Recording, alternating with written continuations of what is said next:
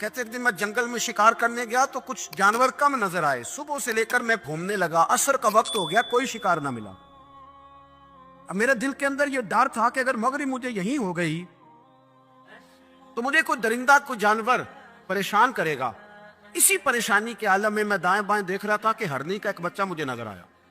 میں نے جھٹ سے وہ ہرنی کا بچہ ہی اٹھا لیا کہ آج یہی شکار کروں گا. کہتے میں نے اسے گھوڑے کے آگے رکھا, اپنے آگے گردن کی جانب, اور میں نے گھوڑے کی لگامیں تیزی سے گھمائی کہ سر پٹ گھوڑا دوڑایا تاکہ مغرب سے قبل میں شہر میں پہنچ جاؤں, یہ جنگل کا علاقہ گزر جائے. کہتے ہیں میں بڑی گرمی تھی, بڑی پیاس لگی, پر پانی نہ پیا نہ گھوڑے کو پلایا. سر پٹ دوڑایا اس ڈر سے کہ کہیں ایسا نہ ہو کہ میں جنگل میں مجھے شام ہو جائے. کہتے ہیں جب میں شہر سے باہر پہنچ گیا تو مغرب کا وقت بھی شروع ہو گیا. کہتے ابھی میں پہنچا ہی تھا, میں نے وہاں گھوڑے کو روکا, خود بھی پانی پیا, جانور کو بھی پلایا. کہتے ذرا میں نے آنکھ اٹھا کے دیکھا تو جس ہرنی کا میں بچہ لایا تھا وہ بھی دوڑتی ہوئی میرے پیچھے آ گئی. کہتے وہ پیچھے میرے کھڑی ہے, پتہ نہیں کہاں سے بیچاری دوڑی. میرا تو گھوڑا تھا اور میں نے تو سانس بھی نہیں لیا. 1.5 گھنٹہ 2 گھنٹے میں بھگاتا لایا اس جلدی میں کہ باہر آنا ہے. کہتے پلٹ کے دیکھا تو اس کی سانس پھولی ہوئی ہرنی کی اور للچائی نظروں سے مجھے دیکھ رہی ہے. دل کے ایک کونے سے آواز آئی کہ آج تو 2 شکار ہو گئے. بچہ تو پکڑا ہی, اس کی ماں کو بھی قابو کرتا ہوں تاکہ ڈبل شکار آتا ہے گا. کہتے ہیں پھر اندر سے میرا درد بولا, اندر سے میرا رحم بولا, ایک ماں اپنا بچہ لینے آئی ہے اور اس طرح تو اسے تکلیف نہیں دی جا سکتی کہ اسے بلیک میل کر کے ماں کو بھی رکھ لیا جائے. کہتے ہیں جب میں نے اس ہرنی کی طرف دیکھا تو اس کی نظروں میں سوال تھا, اس کی نظروں کے اندر سوال تھا, کچھ مانگ رہی تھی. کہتے میں نے اس بچے کی پشت پر ہاتھ پھیرا, پھر میں نے بچہ چھوڑ دیا. کہتے اس نے پہلے بچے کو بازوؤں میں لیا, پھر اپنی زبان سے اپنا بچہ چاٹنے لگی. کہتے ہیں پھر وہ جب جنگل کی طرف جانے لگی تو ایک دفعہ اس نے میری طرف دیکھا, دوسری دفعہ اس نے آسمان کی طرف دیکھا. زندگی میں مجھے اتنا سکون کبھی نہیں آیا تھا جتنا آج آیا. کہتے میں گھر گیا, عشاء کی نماز پڑھی, باوضو میں بستر پہ لیٹ گیا. لوگوں میرے نصیب دیکھو, مجھے مدینے والے محبوب کا دیدار نصیب ہوا. رسول کریم علیہ السلام میری خواب میں آئے, میں رونے لگا. گھر مہک اٹھا, پھول کھلنے لگے, خوشبوئیں بکھرنے لگی. کہتے محبوب کریم تشریف لائے, اور کیا خوبصورت جملہ ہے, اگر تجھے بادشاہ بنا دیا جائے تو انسانوں کے ساتھ بھی اسی طرح رحم کرے گا نا جس طرح آج ہرنی کے ساتھ کیا ہے. اگر تجھے بادشاہ بنایا جائے تو رویہ یہی رکھے گا یا بدل جائے گا. کہتا میں رو پڑا, میں نے کہا یا رسول اللہ میں تو غلام بننے کے بھی قابل نہیں, تو بادشاہ کیسے بنوں گا. فرمایا تیری آج کی ادا بڑی پسند آئی ہے, عرش کے مالک نے تجھے بادشاہ بنانے کا فیصلہ کر لیا. تیری یہ ادا بڑی بھائی ہے, بڑی پسند آئی. فرماتے ایک ہرنی کے بچے پہ رحم کھایا تھا, رب کریم نے مجھے بادشاہی عطا فرما لی. ہم نہ سیاست سے بادشاہی لینا چاہتے, سیاستدانوں کے اپنی جیب سے اشتہار چھپوا کے بادشاہی لینا چاہتے, ڈیرا بنا کے بادشاہی لینا. نہ بادشاہی تو رحم کرنے سے ملتی, بادشاہی تو شفقت کرنے سے ملتی, بادشاہیاں تو اللہ کی مخلوق سے پیار کرنے سے ملتی. وہ شخص کہتا ہے کہ میرا ظرف یہ تھا کہ 4-5 دینار ملیں گے. تو امام حسین فرمانے لگے تھوڑی دیر بیٹھ جا, رزق آ رہا ہے. تو امام حسین کو حکومت وقت کی طرف سے 5 تھیلیاں ملی, جس میں ایک تھیلی میں 500 اشرفیاں تھیں. 5 تھیلیاں آئیں, لیکن اس کو آنے میں ذرا دیر ہو گئی. وہ 5 تھیلیاں جب آئی تو امام حسین اس کی طرف 5 تھیلیاں بڑھا کے ذرا دیکھنا میری طرف غور سے, 5 تھیلیاں بڑھا کے تو فرمانے لگے میاں جتنا تجھے انتظار کرایا ہے اتنی ہم تیری حاجت پوری نہیں کر سکے. تو یہ نہ محسوس کرنا کہ حسین کے دروازے پہ بیٹھا بھی رہا ہوں تو ملا کیا ہے. یہ نہ محسوس کرنا. وہ شخص کہتا ہے جب میں نے وہ تھیلیاں کھولی تو پھر میری نظر امام حسین پہ پڑی تو میرے اندر سے آواز آئی, اگر حسین ابن علی اتنے سخی ہیں تو محمد عربی کتنے سخی ہو. اگر یہ معیار ان کا ہے, ان کا یہ معیار ہے, اور خود بھیک دیں خود ہی کہیں منگتے کا بھلا ہو. خود کہنے لگے جتنا انتظار کرایا ہے اتنی تیری مدد کر سکے. یہ سخاوت کا معیار تھا, یہ طریقہ تھا. ایک دفعہ سیدنا امام حسین رضی اللہ تعالیٰ عنہ کے گھر کے اندر 5000 دینار آئے. مسجد میں تھے, آپ کو 5000 دینار ملے. تو امام زین العابدین کہتے ہیں کہ مسجد سے لے کر گھر آنے تک امام حسین نے 5 کے 5000 اللہ کے راستے میں خیرات کر دی. فرماتے میں نے کہا ابا جی 5 دینار کی گھر میں ضرورت تھی, مالاں والے سخی نہیں ہوندے تے سخیاں کل مال نہیں ہوندا. ایتھے اوتھے دوویں جہانی سخی کنگال نہیں ہوندا. کہا ابا جی 5 دینار کی گھر میں ضرورت تھی، تو کہتے ہیں مجھے فرمانے لگے بیٹا یہ جن کو میں نے دیا ہے نا یہ گھر کے لیے ہی دیا ہے، یہ گھر کے لیے ہی دیا ہے، جن کو دیا ہے تمہارا کیا خیال ہے، یہ باہر خرچ ہوا ہے، یہ گھر کے لیے ہی ہے۔ اس لیے کہ جب انسان دوسروں پر شفقت کرتا ہے تو اللہ اس کے گھر پہ رحمت فرماتا ہے۔ امام حسین کے مزاج میں پہلی بات میں نے ذوق عبادت کی عرض کی، دوسری بات عرض کر رہا ہوں کہ صحابہ حضرت اسامہ بن زید بڑے پیارے ہیں میرے نبی کریم کے، بڑے پیارے۔ حضرت اسامہ بن زید کے بارے میں سیدہ عائشہ صدیقہ فرماتی ہیں ان کے ناک سے اگر ریٹھ نکلتی تھی تو اللہ کے رسول اپنے دست مبارک سے صاف کر دیتے تھے، اور سرکار فرماتے تھے کہ اگر اسامہ لڑکی ہوتا نا، ان کے غلام کے بیٹے تھے حضرت زید بن عامر، اگر یہ لڑکی ہوتا میں اسے زیور پہناتا۔ بڑے پیارے تھے، لیکن جب ان کا آخری وقت آیا نا تو 60,000 دینار کا قرضہ تھا، رشتہ داروں سے کہا، دوستوں سے کہا، یاروں سے کہا، اور قرض ادا نہیں ہو رہا تھا۔ حضرت اسامہ بن زید کہتے ہیں بڑا پریشان تھا۔ جب حد ہو گئی نا تو حضرت اسامہ بن زید فرمانے لگے جاؤ کوئی حسین ابن علی کو خبر کرو، ان سے کہو میں نا غلام ہوں آپ کے نانا کا، مقروض دنیا سے چلا گیا تو کیا بنے گا۔ امام حسین کو خبر ملی تو دوڑے آئے۔ لاجپال اس پیر کو نہیں کہتے کہ تگڑا نذرانہ لے کے تو ماتھا چوم لے، لاجپال تو اس کو کہتے ہیں کہ جب ضرورت پڑے تو وہ سر پہ موجود ہو۔ حضرت سیدنا امام حسین تشریف لائے تو جناب اسامہ بن زید رو پڑے، کہنے لگے حضور میں نے نا غلامی کی ہے آپ کے نانا کی، اور اس غلامی پہ ناز ہے، اب 60,000 دینار کا قرضہ لے کے دنیا سے جاؤں گا تو میری قبر پہ بوجھ رہے گا۔ امام حسین خادم کو بھی کہہ سکتے تھے جاؤ گھر پیسے پڑے ہیں لے آؤ، امام حسین خود گئے، چادر روڑ کے تو اس کی اوٹ میں بکل میں 60,000 دینار چھپا کے لائے، اور جناب اسامہ بن زید کے سامنے رکھ کے کہنے لگے اسامہ یار پیسے رات کو ہی آئے تھے، میں سوچ رہا تھا مجھے تو ضرورت نہیں، اللہ نے کس کا نصیب میرے گھر میں بھیج دیا، مجھے تو حاجت ہی نہیں تھی، اب پتہ چلا پیسے تیرے تھے، اللہ نے حسین کی ڈیوٹی لگائی ہے کہ جا کے دے آ۔ حضرت اسامہ بن زید رو پڑے، فرمانے لگے اللہ آپ کو بہترین صلہ عطا فرمائے۔ امام بڑا ہی پیار کرتے تھے، گھوڑے پہ جا رہے تھے، کچھ فقیر غریب لوگ بیٹھ کے روٹی کھا رہے تھے، کھا رہے تھے سڑک کے کنارے، تو امام زین العابدین فرماتے ہیں کہ جب امام حسین گزرے تو انہوں نے آواز دی حضور دل کرتا ہے ہمارے ساتھ بیٹھ کے روٹی کھائیں، کائنات کے مالک و مختار کے نواسے اور دنیا کے سب سے بڑے شہزادے گھوڑے سے اترے اور غریبوں کے ساتھ سڑک پہ بیٹھ گئے، روٹی کھانے لگے اور دیر تک کھاتے رہے، اور جب فارغ ہو گئے تو فرمانے لگے کھانے کی ضرورت بھی نہیں تھی، حاجت بھی نہیں تھی، پر تم نے آواز دی تو دل رکھنے کو بیٹھ گیا تھا، اگر اجازت دے تو چلا جاؤں۔ یہ مزاج تھا، یہ طبیعت تھی۔ آپ کے ایک بھائی ہیں چھوٹے حضرت محمد بن حنفیہ نام ہے، حضرت مولا علی شیر خدا رضی اللہ تعالیٰ عنہ کی دوسری بیوی سے۔ ایک دن حضرت امام حسین ان کے گھر میں بیٹھے تھے تو کسی بات میں نا اختلاف رائے ہو گیا، تو امام علی مقام ناراض ہو گئے، فرمایا آج کے بعد تیرے گھر نہیں آؤں گا، رومال اٹھایا چلے گئے۔ لوگوں نے حضرت محمد بن حنفیہ رضی اللہ تعالیٰ عنہ سے کہا حسین تو ناراض ہو گئے، کبھی نہیں آئیں گے۔ آپ فرمانے لگے بھائی تمہارا ہے کہ میرا؟ جی بھائی تو آپ کے ہیں۔ فرمایا اگر کہو تو چند منٹوں میں حسین واپس آئے؟ کہا جناب ناراضگی ہو گئی ہے۔ فرمایا ناراضگی ہوئی ہے پر میں اس کے دل کی نرمی کو تو جانتا ہوں، اس کے مزاج کے اندر جو محبت ہے اس سے تو ابھی آئے۔ کہا جناب وہ کیسے؟ فرمانے لگے دیکھنا ذرا۔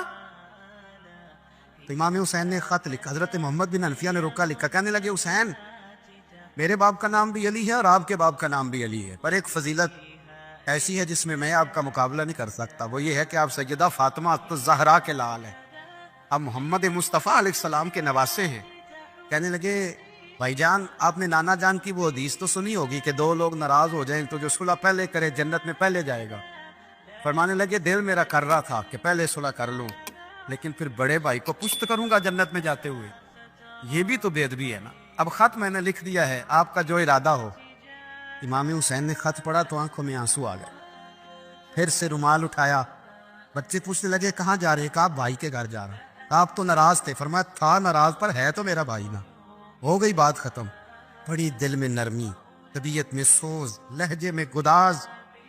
حضرت امیر معاویہ رضی اللہ تعالیٰ عنہ نے ایک شخص کو بھیجا مدینہ منورہ شام سے، تو اس نے کہا میں نے امام حسین سے ملنا ہے، تعارف کیا ہے؟ جناب امیر معاویہ فرمانے لگے مسجد نبوی میں جانا جس کے گرد لوگ سب سے زیادہ ادب سے بیٹھے ہوں، اور جس کی باتیں سب سے زیادہ میٹھی ہوں اور جس کی نظریں سب سے زیادہ جھکی ہوں اور جس کے چہرے پر تمہیں سب سے زیادہ وقار نظر آئے وہی علی کے بیٹے حسین ہوں گے. جو سب سے زیادہ تمہیں وہاں ماحول کے اندر جو شخص نظر آئے پوچھنے کی ضرورت نہیں پڑے گی. وہ شخص کہتا میں مدینے آیا تو میں نے واقعی ایک شخص کو دیکھا, شہد کے گرد مکھیوں کا اتنا ہجوم نہیں ہوتا جتنا امام حسین کے گرد رسول اللہ کے غلاموں کا ہجوم تھا, لیکن نظریں جھکی ہوئی, باتیں میٹھی, لہجہ گداز گداز, لفظوں میں رانائی. اور لوگ کئی باتیں پوچھتے تو علی کے صاحبزادے ایک کا جملہ بولتے تو لگتا یہ کہ وہ جملہ سیدھا دل میں اترتا چلا جاتا ہے. امام علی مقام کے کردار میں نا کچھ باتیں بڑی زیادہ تھیں, بہت زیادہ تھیں, بڑا حسن تھا. ایک بات تو یہ تھی امام حسین رضی اللہ تعالیٰ عنہ کا علم و فضل بڑا کمال کا تھا. ایک دفعہ صحابہ میں مسئلہ بن گیا کہ بچہ پیدا ہوتا ہے تو اس کا وظیفہ کیسے لگانا ہے. امام حسین کا علم و فضل بتا رہا ہوں, علم و فضل. تو بات بڑی پیچیدہ ہو گئی. حضرت عبداللہ ابن زبیر کے پاس لوگ آئے, کہنے لگے کہ آپ بڑے صاحب علم و فضل ہیں, آپ نے حضور علیہ الصلوۃ والسلام کے ساتھ وقت گزارا ہے, تو مسئلے کو حل کریں کہ بچہ پیدا ہونے کے بعد حکومت اگر وظیفہ لگائے گی تو کب لگائے گی. جب بحث طول پکڑ گئی, مسئلہ حل نہیں ہوتا تھا, تو حضرت عبداللہ ابن زبیر کہنے لگے ہم سے نہیں حل ہوگا. ایک بندہ ہے جس کے سینے میں رسول اللہ صلی اللہ تعالیٰ علیہ وسلم کے نور نبوت کا فیضان ہے, وہ یہ مسئلہ حل کریں گے. تو کہا وہ کون سے؟ آپ فرمانے لگے جب ہم سے مسائل حل نہیں ہوتے تو ہم ان کے علم سے فائدہ اٹھاتے ہیں. کہا کون ہے؟ کہا جناب امام حسین. تو لوگ حضرت امام حسین کے پاس گئے, کہ حضرت یہ ایک مسئلہ الجھ گیا ہے کہ بچہ پیدا ہو تو وظیفہ کب لگانا ہے. فرمایا الجھنے والی بات ہی کوئی نہیں, پیدا ہونے کے بعد جب وہ پہلی دفعہ آواز نکالے تو اس کا وظیفہ لگا دو. اس کا مطلب یہ ہے کہ وہ دنیا میں آ گیا ہے, اس نے اپنے آنے کا اظہار کر دیا ہے, اعلان کر دیا ہے, اب اس کا وظیفہ لگا دو. تو اس پر پھر صحابہ کا اتفاق ہو گیا. امام حسین کے علم سے فضل سے لوگ فیض اٹھاتے تھے. حضرت سیدنا امام حسین کی شہادت کے بعد حضرت عبداللہ ابن زبیر رضی اللہ تعالیٰ عنہ نے قاتلان حسین سے خطاب کیا اور فرمانے لگے اللہ کی قسم تم نے اس شخص کو شہید کیا ہے جو راتوں کو لمبے لمبے قیام کرتا تھا, اور تم نے اس شخص کو شہید کیا ہے جس سے میں دن میں جب بھی ملتا تھا تو وہ روزے سے ہوتا تھا. تم نے اس شخص کو شہید کیا جو قائم اللیل تھا, صائم الدہر تھا, اس شخص کو تم نے شہید کیا. آپ کو پتہ ہے میدان کربلا میں جب 9 محرم کو ابن سعد نے امام حسین سے کہا کہ جنگ کرو, اگر یزید کی بیعت نہیں کرنی, تو امام حسین نے فرمایا ایک رات کی مہلت دے دو, ایک رات کی مہلت دے دو. حضرت امام زین العابدین کہتے ہیں میں نے اپنے والد گرامی سے عرض کی کہ ابا جی آپ جہاد سے دور جانے والے تو ہیں نہیں, آپ تو جہاد سے پیار کرنے والے, اور یہ بھی پتہ ہے مجھے کہ یہ جنگ اب ہو کے رہے گی, تو ایک رات کی مہلت لینے کا معنی کیا ہے؟ بھئی کل بھی لڑنا ہے اور رات بھی لڑنا ہے, تو ابا جی ایک رات کی مہلت. تو سیدنا امام حسین رضی اللہ تعالیٰ عنہ فرمانے لگے بیٹا رات کی مہلت اس لیے لی ہے کہ میں آج رات کھل کے اپنے رب کی عبادت کر لوں, میں استغفار کر لوں, میں لمبے سجدے کروں. اور کہا زین العابدین تو جانتا ہے نا کہ مجھے نماز سے, تلاوت سے, دعا سے اور استغفار سے بڑا پیار ہے. رسول کریم علیہ السلام نے فرمایا, جامع ترمذی میں موجود ہے, فرمایا میں جا رہا ہوں پر تمہیں 2 بڑی بھاری بڑی وزنی چیزیں دے کے جا رہا ہوں. صحیح 6 کی روایت, 2 وزنی چیزیں تمہارے بیچ چھوڑ کے جا رہا ہوں, اگر ان کو تھام کے رہو گے تو کبھی گمراہی تمہارے پاس نہیں آئے گی. یا رسول اللہ وہ کون کون سی؟ فرمایا ایک اللہ کی کتاب دے کے جا رہا ہوں اور دوسرا اپنا خاندان دے کے جا رہا ہوں. اگر اہل بیت نبوت کو تھامے رہو گے, ہمارے بزرگوں نے لکھا ہے کہ یہ جو حضور نے کتاب اللہ اور پھر اپنی اہل بیت کا تذکرہ فرمایا, تو اس کا مطلب یہ ہے کہ تھیوری دیکھنی ہوئی تو قرآن دیکھنا, اور پریکٹیکل دیکھنا ہوا تو علی اور فاطمہ کو دیکھنا, حسن اور حسین کو دیکھنا, ان کو دیکھنا. نبی کریم علیہ الصلوۃ والسلام کے اہل بیت منارہ نور ہیں, ان کی محبت, ان کا پیار. کیوں بھلا؟ اس لیے کہ یہ وہ خوبصورت لوگ ہیں جن کو خود میرے نبی پاک نے تراشا ہے. ان کی سیرت میں جتنے رنگ ہیں وہ رسول کریم نے خود بھرے. ان کی ایک ایک بات کا خیال نبی پاک نے رکھا ہے. حضور نے از خود انہیں اپنی صحبت عطا کی ہے. زیادہ دور نہیں تھا سیدہ فاطمہ کا گھر, مسجد نبوی کے ساتھ تھا. اللہ کے رسول دن میں 2 دفعہ جایا کرتے تھے. پھر بھی کبھی کبھی فرماتے فاطمہ میرا دل کرتا ہے آج میں رات تیرے گھر میں قیام کروں. تو سیدہ فاطمہ الزہرا فرماتی ہیں کہ آمنہ کے لال اس طرح بھی میرے گھر میں قیام کرتے تھے کہ حضور چارپائی پہ لیٹتے تھے تو ایک کندھے پہ امام حسن کا سار ہوتا تھا اور دوسرے پہ امام حسین کا سر اقدس ہوتا تھا، اور فرماتی ہیں رات کو کبھی حسنین کریمین دودھ مانگتے تو میں اٹھتی دودھ دینے کے لیے، تو حضور فرماتے لیٹ جاؤ، آج میرے ساتھ سوئے ہیں تو دودھ بھی میں ہی پلاؤں گا۔ تو محبوب اٹھتے ان کے لیے دودھ لاتے برتن سے نکال کے، حضور نے انہیں وقت دیا اور پھر ان کی چھوٹی چھوٹی چیزوں کا خیال رکھا۔ صحیح بخاری میں موجود ہے، تربیت پر توجہ دی۔ امام حسین تشریف لائے، ابھی عمر مبارک 7 سال کے قریب تھی، مسجد نبوی میں صدقے کی کھجوروں کا ڈھیر لگا ہوا تھا۔ چھوٹا بچہ جو ہوتا ہے نابالغ، اس پر شریعت کے احکامات نہیں آتے۔ صدقے کی کھجوروں کا ڈھیر تھا مسجد نبوی میں۔ یہ تربیت ہے، یہ ٹریننگ ہے جو اللہ کے محبوب نے خود انہیں عطا فرمائی۔ صدقے کی کھجوروں کا ڈھیر تھا، امام حسین حضور کے ساتھ آئے تو امام علی مقام نے ایک کھجور اٹھا کے منہ میں رکھ لی۔ شارحین نے لکھا ہے لگتا یہ ہے کہ کئی دنوں کی بھوک تھی، کیونکہ یہ فاقہ اہل بیت کا بڑا محبوب ہے۔ مجبور نہیں تھے، وہ تو خزانوں کے مالک تھے، پر غریبوں سے محبت کی وجہ سے فاقے کیا کرتے تھے۔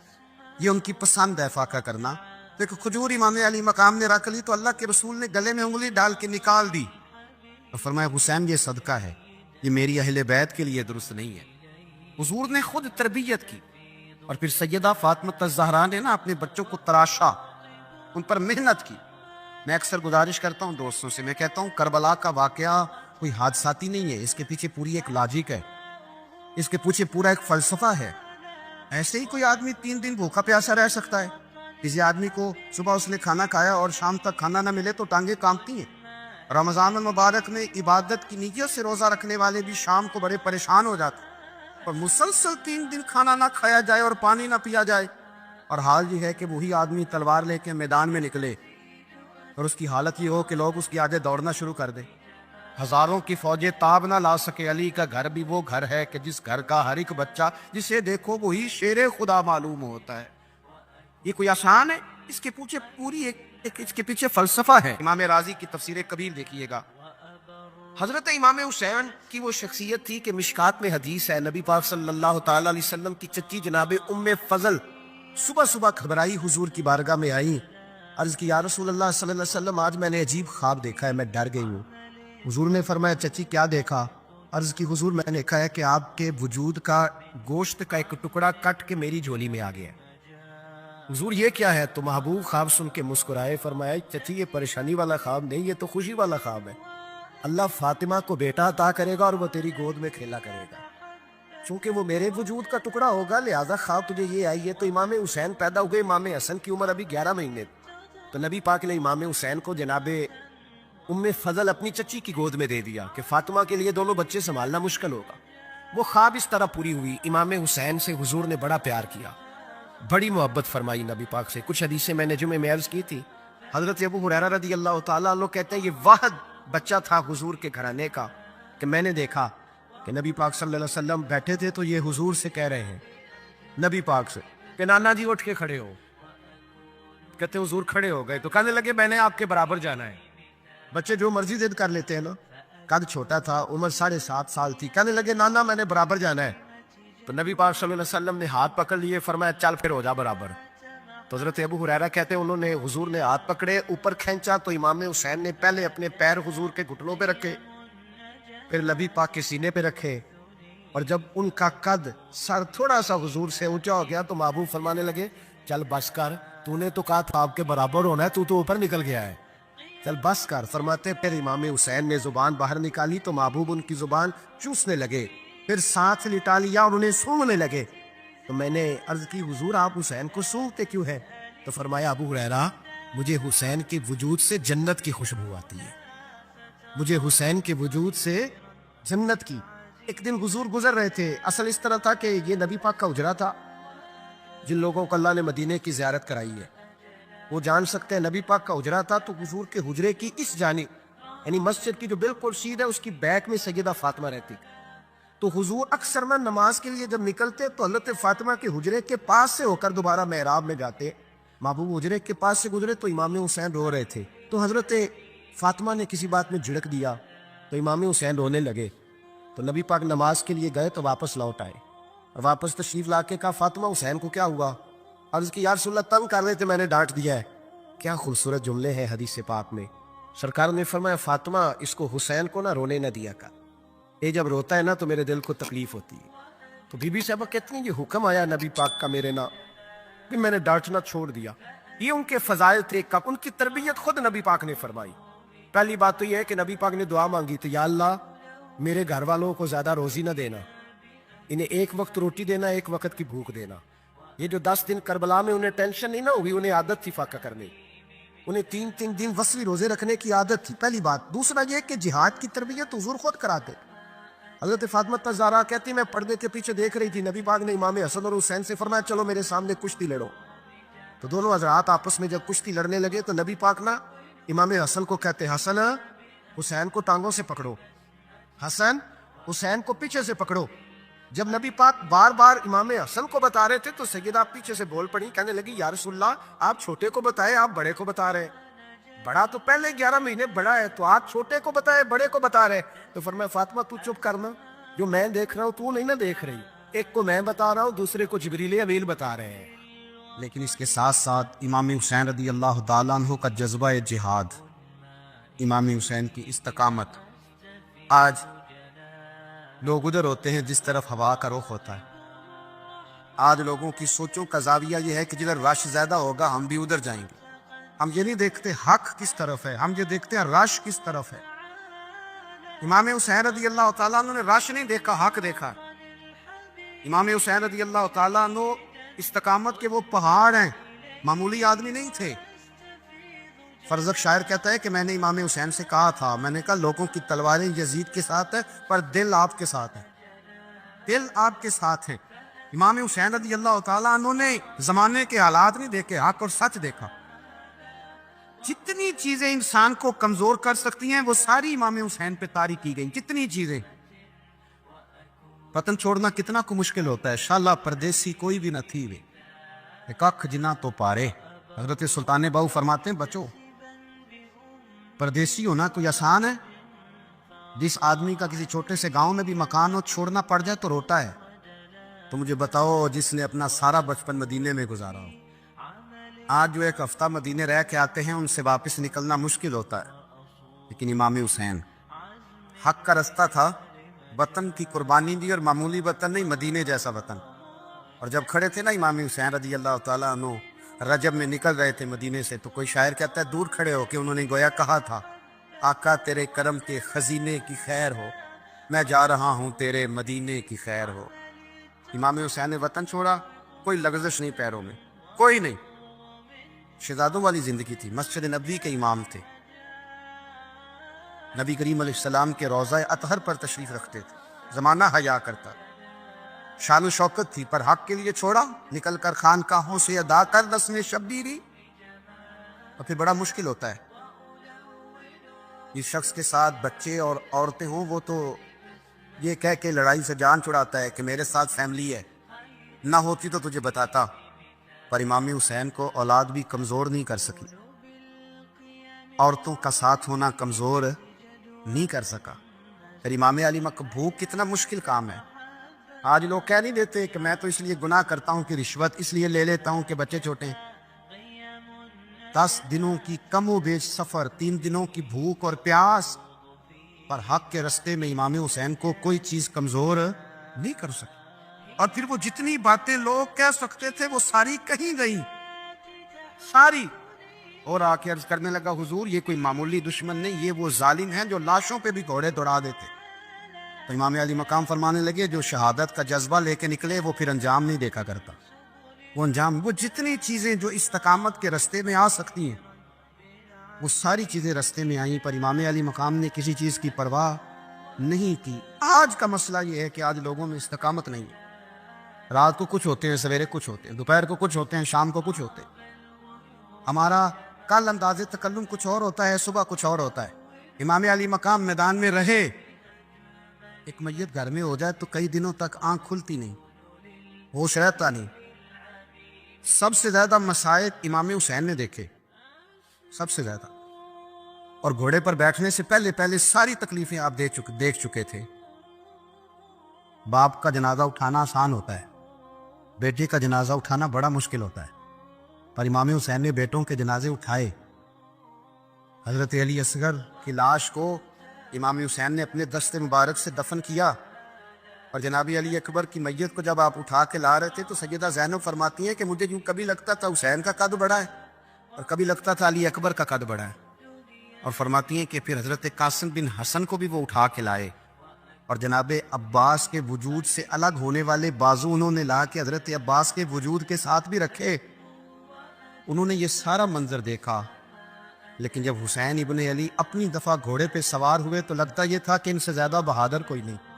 ایک جملہ بھی یزیدی فوج کے سامنے امام حسین نے کمزور نہیں کہا، ایک جملہ بھی، ایک فکرہ بھی کچا نہیں بولا، کہیں بھی کوئی منت نہیں کی، کسی جگہ بھی ان کے پائے استقلال میں کوئی لغزش نہیں آئی۔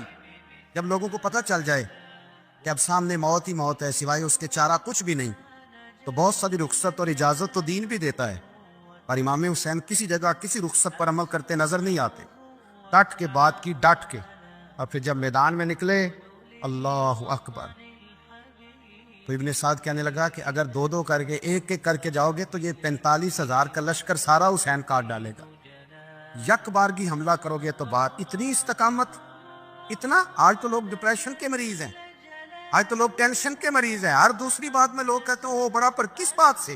مطلب کیا آپ نے زندگی میں صرف جاب نہیں مل رہی، صرف بیماری آ گئی، صرف خرچہ نہیں گھر میں بڑا، کس بات کا ڈپریشن؟ امام حسین کی زندگی بتلاتی ہے وہ لوگ بھی کوئی دنیا میں کمال حاصل کر سکتے ہیں جو چھوٹی چھوٹی بات پہ روتے ہیں، مال بھی ہے، جوانی بھی ہے، گھر بھی ہے، مکان بھی ہے، بچے بھی ہیں، عزت بھی ہے، صرف پیسے نہیں، اور انسان ہے کہ آنکھیں نہیں کھل رہی، وہ سمجھتا میں کسی کام کا ہی، فقط پیسے نہیں بس۔ او خدا کے بندو، امام علی مقام نے فرمایا سارا کچھ لٹا کے بھی جو میدان میں کھڑا رہے اسے حسین ابن علی کہا جاتا ہے، اسے حسین ابن علی کہا جاتا ہے۔ حسین ابن علی کی شان رفت کوئی کیا جانے، حسن جانے، علی جانے، نبی جانے، خدا جانے، کون جانے امام علی مقام کا معیار۔ تو امام حسین رضی اللہ تعالیٰ عنہ کی زندگی ہمیں بتاتی ہے کہ ذوق والی عبادت کرو۔ امام حسین کی زندگی ہمیں بتاتی ہے کہ جب تم سخاوت کرو تو پھر اپنی حیثیت سے بڑھ کر کرو، اور امام حسین کی زندگی ہمیں بتاتی ہے کہ دل میں کسی کے لیے کوئی بات نہ رکھو، صلح کرنے میں پہل کرو، محبتیں کرنے میں آگے بڑھو۔ اور امام حسین کی زندگی ہمیں بتلاتی ہے کہ جب دنیا میں تم نے کچھ کرنا ہے تو پھر ڈٹنا بھی سیکھو، پھر کھڑے ہونا بھی سیکھو۔ یہ نہ دیکھو کہ حالات، امام حسین نے ایک دن بھی حکومت نہیں کی، یزید نے 4.5 سال کی، لیکن قیامت تک دلوں پہ حکومت امام حسین کی رہے گی، امام حسین کی رہے گی، اس لیے کہ ان میں استقامت تھی۔ امام حسین کے ساتھ اس وقت 72 لوگ تھے، لیکن آج کائنات کا ذرہ ذرہ امام حسین کے ساتھ ہے۔ اس کا مطلب ہے وقت لگتا ہے، نظریہ غالب آ ہی جایا کرتا ہے، تو استقامت والی زندگی گزاریں۔